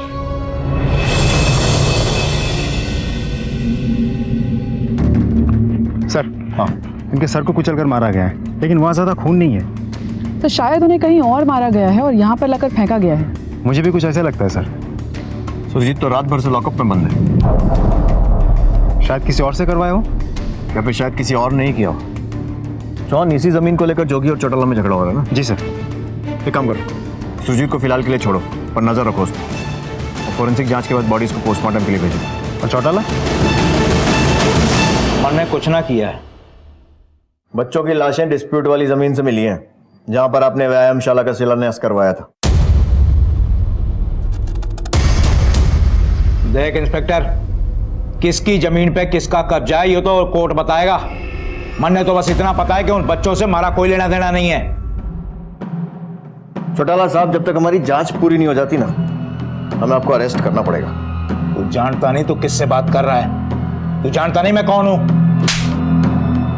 तो शायद तू ये नहीं जानता कि तू किससे बात कर रहा है। जॉन सर, इसकी अच्छे से खातिरदारी करो, और इतनी खातिरदारी करो जब तक ये मुंह से कुछ उगलता नहीं है।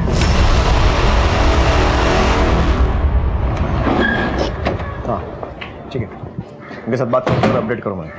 हाँ सर, जो डॉक्टर बच्चों का पोस्टमार्टम कर रहे हैं उनका कॉल आया था। प्रारंभिक रिपोर्ट के अनुसार बच्चों के पेट में गेहूं मिली है। सर बच्चे के पैर कुतरे हुए हैं, मानो कि जैसे चूहे ने कुतर दिया हो। और वो छोटा सा बच्चा बिट्टू, वो तो पहले से भूख और प्यास से मर चुका था सर, फिर भी उसका सर को कुचल दिया गया। सर ऐसा लगता है जिसने भी इन्हें मारा है वो इस बात को पक्का करना चाहता था कि बच्चे मर जाएं। चूहे और गेहूं ये दोनों तो एक ही जगह मिल सकते हैं, किसी गोदाम में।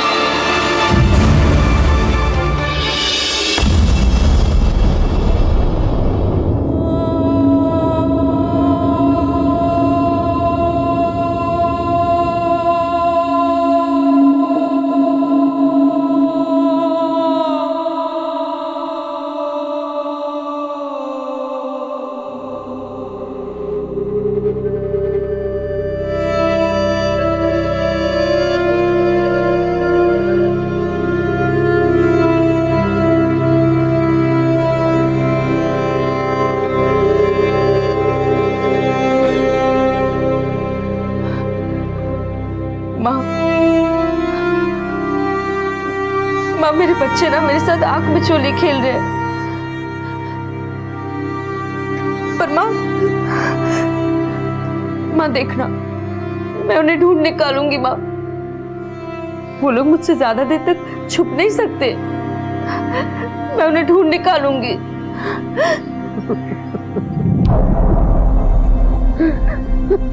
ये कैसी आवाज है माँ?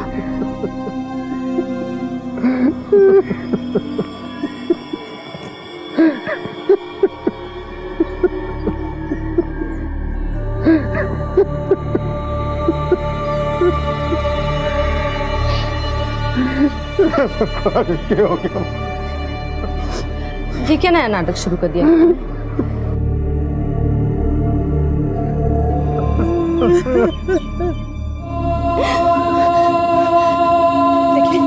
सुनिए जी, आपकी बात सुनेंगे।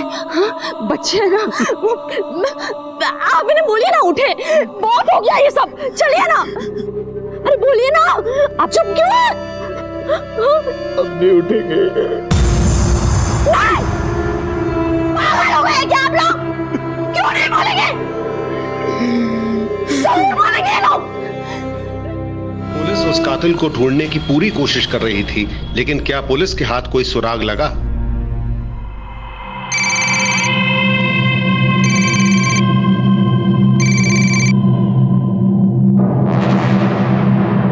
इस माहौल में भी तेरे से रुका नहीं जा रहा। तेरे से कहा था ना फ्री होकर फोन करूंगा। सर, कि गोदाम में खून के निशान और वॉमिट के सैंपल मिले। किसका गोदाम है? जोगी। तुमने निकालो इसकी सारी। सर,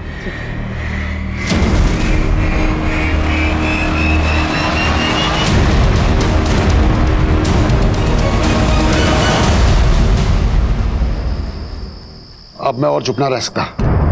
मैं पुलिस ने सब बता दूंगा। पागल हो गया क्या? कि 3 बच्चे तो चले गए, एक चिराग बच्चा, उसे भी बुझा दोगे?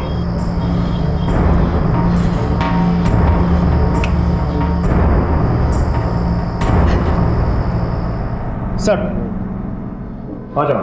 ये देखिए,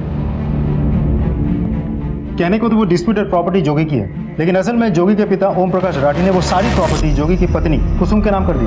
क्या? ये सर, ये तो रहा पहला सरप्राइज। और दूसरा सरप्राइज ये है कि हमने मानेसर थाने के साथ कांटेक्ट किया था। जोगी ने हमें कहा था कि शादी के लिए वो मानेसर गया था, फोटोशूट और वीडियो शूट करने के लिए। मैं तो जी मानेसर गया हुआ था, शूटिंग थी शादी की। लेकिन एज पर द रिपोर्ट जो मानेसर थाने से हमें मिली है, जोगी तो मानेसर गया ही नहीं था, वो सोलन में था। यस सर, उसके कॉल लोकेशन रिपोर्ट से भी साफ जाहिर होती है कि वो उस दिन मानेसर नहीं बल्कि सोलन था, हिमाचल प्रदेश, और फिर वहां जाकर उसका फोन बंद हो गया। पर इस सोलन में क्या कर रहा था? सर, वहाँ तो हमें एक और बड़ा सरप्राइज मिला।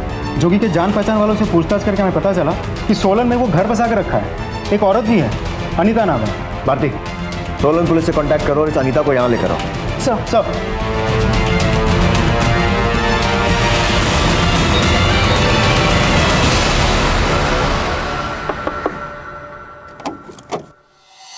जी कहिए। आपका नाम? अनीता। इस आदमी को जानती हैं आप?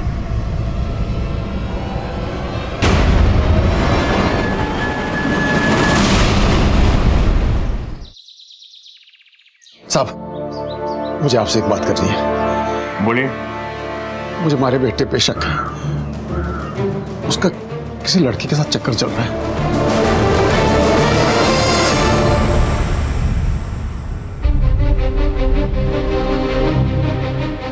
खबर है हमें। साहब, उसको लग रहा था कि आप सही ढंग से काम नहीं कर रहे, इसलिए आपको रास्ता बताने आया था। लेकिन अब मुझको विश्वास हो गया कि हमारे नाते पोतों को इंसाफ मिलेगा।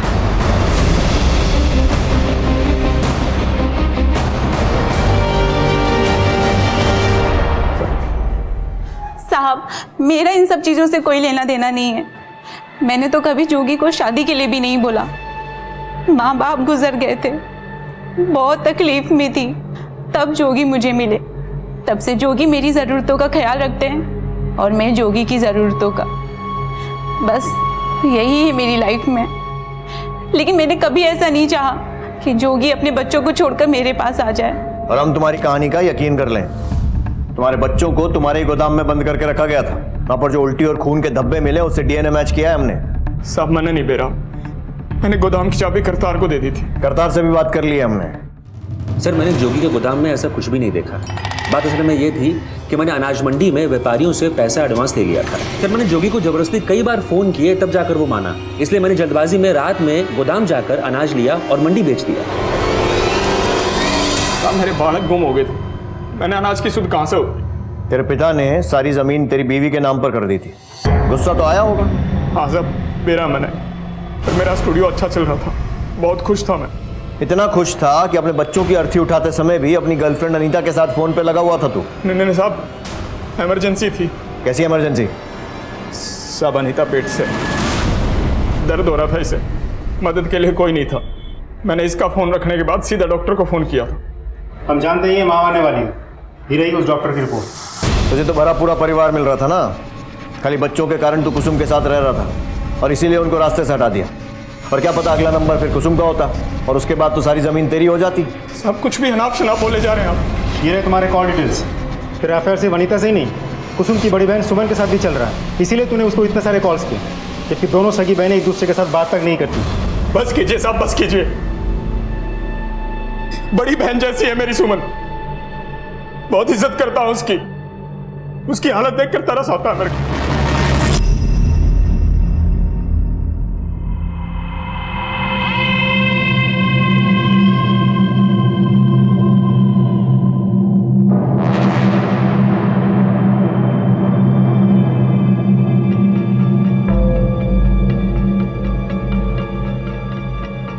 जोगी, मैंने कुछ नहीं किया।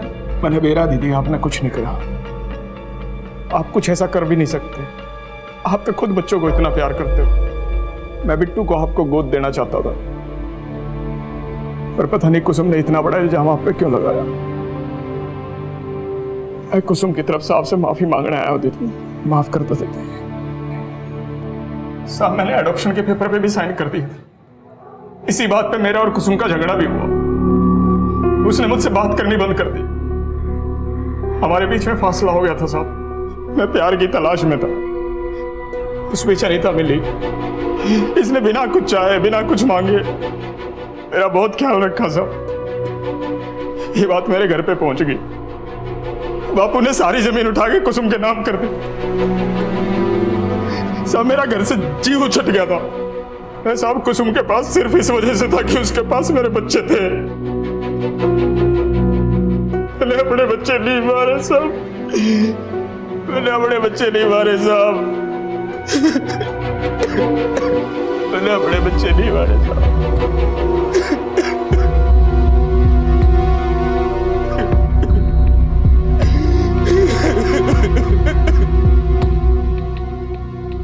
समझ नहीं आ रहा इसकी बातों में कितनी सच्चाई है। सर मुझे नहीं लगता ये जोगी सच बोल रहा है। 2-4 घंटा तोड़ते हैं, सारा सच उगल देगा। सर मुझे तो इस अनीता पे भी शक है। अगर जोगी ने अपने बच्चों की हत्या नहीं की, या तो अनीता ने खुद किया या फिर किसी और से बच्चों की हत्या करवाई होगी। सर जोगी का बच्चा अनीता के पेट में पल रहा है, तो ये जाहिर सी बात है अनीता यही चाहेगी कि उसकी बच्चों को भी वही सारी खुशियाँ मिले जो कुसुम की बच्चों की मिल रही है। बात की पॉसिबिलिटी से तो इनकार नहीं किया जा सकता। चौहान सर हिमाचल पुलिस की मदद से मैंने आसपास पूछताछ की थी। सभी का यही कहना है कि अनीता बहुत ही सीधी सादी और वक्त की मारी औरत है। वो किसी से मिलती जुलती नहीं थी, सिर्फ एक जोगी ही था जो उसके घर आता जाता रहता था। सर तब तो पॉसिबिलिटीज और बढ़ जाती है। वो अपने बच्चे के बाप को और प्रॉपर्टी को किसी के साथ शेयर नहीं करना चाहती होगी।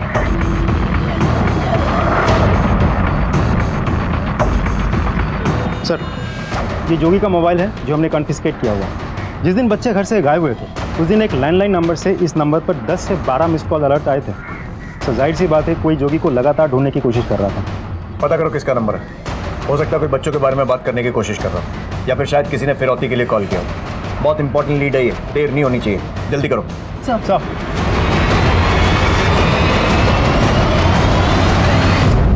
जिस दिन बच्चे घर से गायब हुए थे उस दिन इस नंबर से तुम्हारे नंबर पर 10 से 12 मिस्ड कॉल अलर्ट्स हैं। किसका नंबर है ये? साहब मैंने कभी फोन नहीं करा इस पर।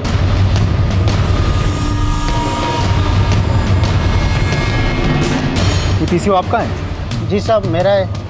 और ये नंबर देखिए, ये आप ही के पीसीओ का नंबर है?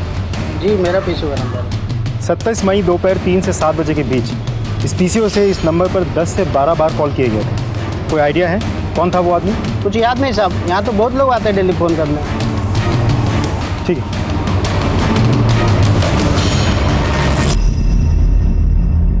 सर ये देखिए,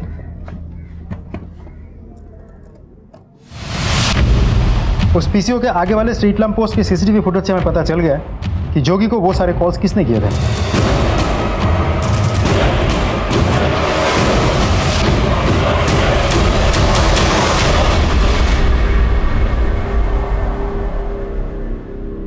बहुत घुमाया तूने, हमारे सामने रहकर भी हमसे बचता रहा। जोगी के घर वालों ने तुझे अपना माना और तू जिस थाली में खाया उसी में छेद कर दिया। बोल।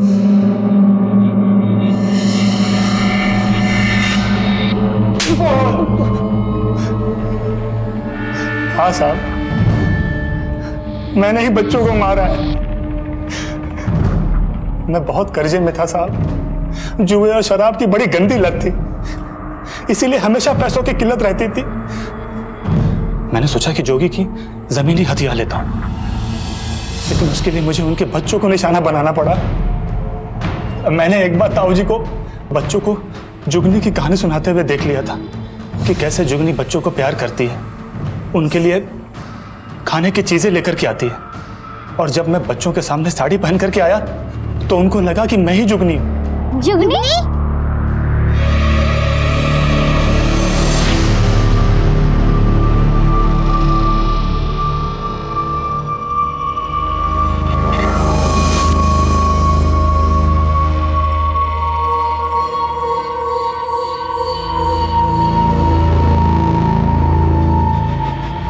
फिर मैंने उन्हें भाई के गोदाम में छुपा दिया। मैंने पहले ही एक दूसरी चाबी बनवा ली थी। मेरा प्लान था कि मैं भाई को पीसीओ से आवाज बदलकर फोन करूंगा कि वो भाभी से बोलकर सारी प्रॉपर्टी चौटाला के नाम कर दे और पेपर लेकर के ताऊ जी की जमीन पर आकर चौटाला के आदमी को दे दे। मैं जानता था कि अगर भाभी को पता चलेगा कि उनके बच्चों की जान खतरे में है तो वो चुपचाप पेपर पे साइन कर देगी, और जब जोगी भाई पेपर लेकर के आते तो मैं उनको मार देता। इससे सारा इल्जाम चौटाला के सर पे जाता, क्योंकि जमीन को लेकर के ताऊ जी और चौटाले की दुश्मनी पूरे पंचकुले में मशहूर है। और बच्चों को भाभी के हाथ में देकर के उनसे कहता कि इनको बाप की जरूरत है, फिर मैं उन पर चादर चढ़ाकर उनसे शादी कर लेता। लेकिन साहब, जब मैं पीसीओ से भाई को फोन कर रहा था तो उन्होंने फोन ही नहीं उठाया।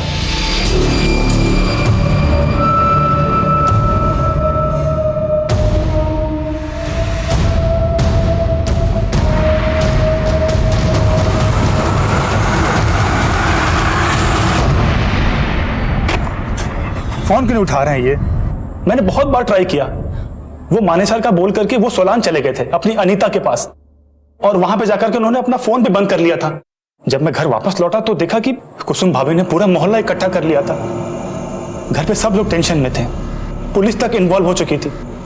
मैं बहुत डर गया था सर, इसलिए मैं बच्चों को गोदाम से निकालने भी नहीं गया, लेकिन करतार अनाज निकालने के लिए हल्ला कर रहा था। हाँ करतार भाई, हद होगी, आपने किसी की मजबूरी तो कोई लेना देना नहीं है। हाँ, रात में आके मैंने सोचा कि अगर ये बच्चे करतार के हाथ लग गए तो मेरे सारे किए कराए पर पानी फिर जाता। बच्चों ने तुझे देख लिया तो तूने उन्हें मार दिया? नहीं साहब, मैं उन्हें मारना नहीं चाहता था, ये सब कुछ गलती से हुआ था साहब। कमीने, तो अपनी माँ जैसी भाभी पर चादर चढ़ाना चाहता था तो मेरे हाथ कानून से बंधे हुए हैं। मैं तो तेरे ऊपर ऐसी चादर चढ़ाता ना कि कफन बन जाती। सड़ने दो इसे।